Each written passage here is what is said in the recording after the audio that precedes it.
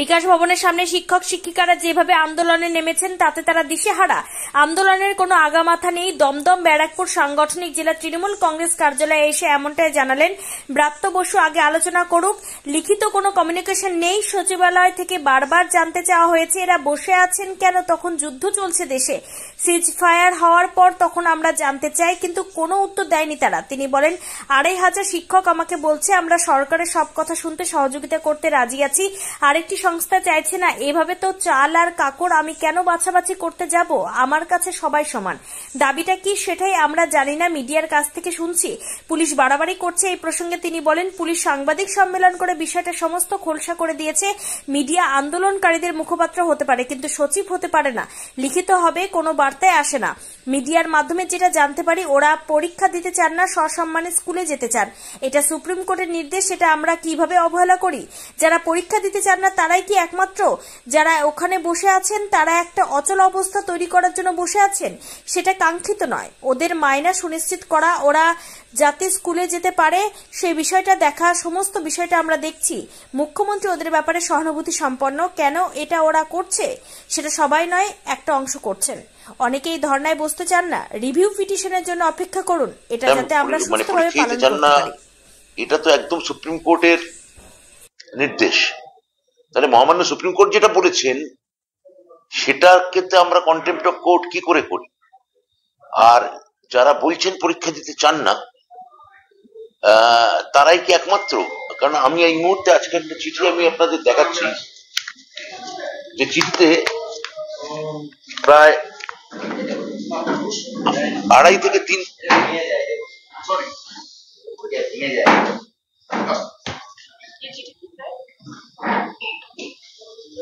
বলবো, এই চিঠিতে প্রায় 2.5 থেকে 3,000 শিক্ষক তারা জানাচ্ছেন যে তারা সরকারের সঙ্গে সর্বতভাবে সহযোগিতা করে চলতে চান। সরকার যে আইনি পদক্ষেপগুলো নিচ্ছেন বা তাদের পুনর্বাসন বা পুনর্ব্যবস্থার জন্য যে পদক্ষেপগুলো নিচ্ছেন তার সঙ্গে তারা সহমত পোষণ করে। আমি এই চিঠিটি আপনাদের হাতে একটা কপি তুলে দিতে চাই, আপনারা যদি আমাকে ফটোকপি করে দিয়ে দেন এটা ভালো হয়। অর্থাৎ যারা ওখানে বসে আছেন তারা একটা অচলাবস্থা করার জন্যই বসে আছেন, কিন্তু সেটা কাঙ্ক্ষিত নয়, সেটা বাঞ্ছনীয় নয়। যে সরকার, এটা হচ্ছে প্রথম পার্ট, পরীক্ষা দেব না। আর দ্বিতীয় পার্ট হচ্ছে যে পরীক্ষা দেব না, এবং দ্বিতীয় অংশ হচ্ছে সসম্মানে ফেরানো।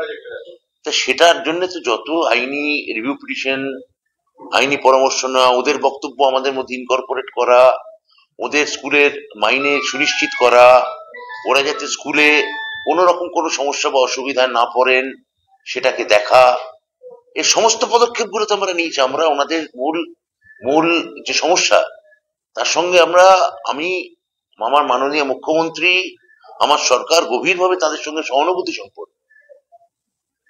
তাহলে এই সময় যে ওরা যেটা করছেন, ওরা কি উদ্দেশ্যে করছেন, কেন করছেন, এবং একটা অংশই করছেন এটা। আমি কত হবে 2,000-2,500, এখানে আমি আরো 2,500 2,000 থেকে 2,500 স্বাক্ষরিত চিঠি আমি দিচ্ছি যারা সরকারের সঙ্গে সহযোগিতা করে চলতে চান এবং যারা ওই ধর্নায় বসতে চান না। তো আমি এখান থেকে আপনারা প্রশ্ন করেছেন কিভাবে সমাধান সম্ভব, আমি এখনো তাদের সদিচ্ছার উপরই আস্থা রাখবো। আমি বলবো এসএসসি এই সময় অবরোধ করে বা বিকাশ ভবন অবরোধ করে এটা কোনো কার্যকরী কথা নয়, এটা কোনো কাজের কথা নয়। সরকারি যারা আধিকারিক, সরকারি এসএসসি যারা আধিকারিক, বোর্ডের যারা আধিকারিক, তাদের কাজ করতে দেয়া হোক। তারা কাজ না করলে আখেরে কন্টেম্প্ট অফ কোর্ট যদি হতে হয়, মাথায় রাখতে হবে সেটা কেবলমাত্র সরকার হবে না, তারাও হবেন। সেটা তাদের ভবিষ্যতের জন্য খুব একটা সমীচীন এবং বাঞ্ছনীয় নয়। সেটা হচ্ছে যে এইখানে বিকাশ ভবনের সামনে যে মুখগুলোকে দেখা যাচ্ছে, এই মুখগুলোই একদিন নেতাজি স্টেডিয়ামে আপনাদের সভা মঞ্চে তারা বক্তব্য রেখেছিলেন।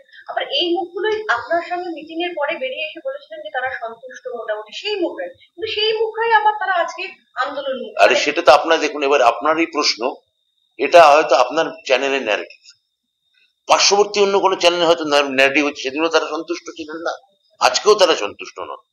আবার অন্য কোনো চ্যানেলের হয়তো ন্যারেটিভ যে তারা সেদিন সন্তুষ্ট ছিলেন, কোনো একটা বিচ্ছিন্নতাকামী শক্তি তাদের বাধা দেওয়ার চেষ্টা করছে। এই যে একাধিক চ্যানেলের একাধিক ন্যারেটিভ, সেটার মধ্যে তো ঢুকে আমি কিছু করতে পারবো না। আমি যারা আমাকে চিঠি দিয়ে জানাচ্ছেন যে আমরা মুখ্যমন্ত্রীকে ভরসা রাখতে চাই, আমি তাদেরকেই বিশ্বাস করব।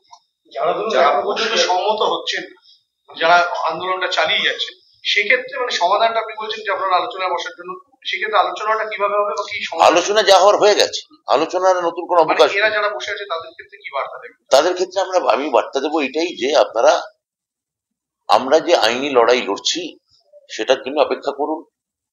আমরা যে আইনি পুনর্বিবেচনার জন্য সর্বাত্মক লড়াই করছি আপনাদের সমস্ত পয়েন্টগুলো নিয়ে, সেইটার উপর ভরসা রাখুন। সরকার আপনাদের কাউকে যোগ্য বা কখনো কাউকে অযোগ্য বলেনি, কারণ সরকার তো সবাইকে চাকরি দিয়েছিল, এসএসসি সবাইকে চাকরি দিয়েছিল। সরকার তো এই ভাগাভাগি করতে পারে না। ফলে আমরা সার্বিকভাবেই রিভিউ পিটিশন আমরা দাখিল করছি। আপনারা এই রিভিউ পিটিশনের জন্য অপেক্ষা করুন এবং আমাদের যেটা সুপ্রিম কোর্ট, মহামান্য সুপ্রিম কোর্ট যে নির্দেশ দিয়েছেন তা যাতে আমরা সুষ্ঠুভাবে পালন করতে পারি, তার জন্য আমাদের মতোই আপনারা দায়িত্ববান হন। আর প্রশ্ন নেই। না, রিভিউ পিটিশনের যে ডেট আছে তার মধ্যেই করা হবে। সেটা নির্দিষ্ট কোনো দিনক্ষণ ধরে আমি বলতে পারবো না যে ওই তারিখেই করা হচ্ছে।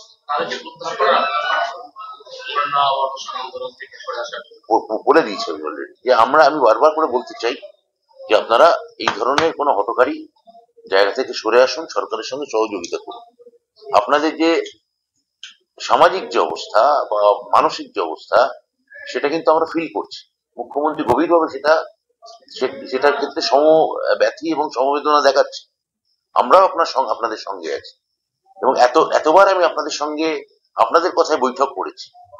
এখন আমার মনে হয় যে আপনারা যখন নিজে স্কুলে গেছেন, স্কুলে জয়েন করে গেছেন, তখন এটাকে আর নতুন করে আর আমি বলবো যে ভুলিয়ে দেওয়ার এটা কোনো কার্যকারিতা নেই।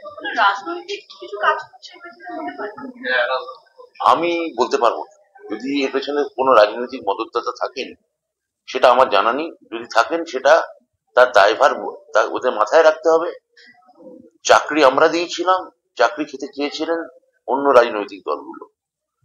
তাহলে ওদের বুঝে নেওয়ার বা বেছে নেওয়ার দরকার আছে যে সরকার ওদের সঙ্গে না রাজনৈতিক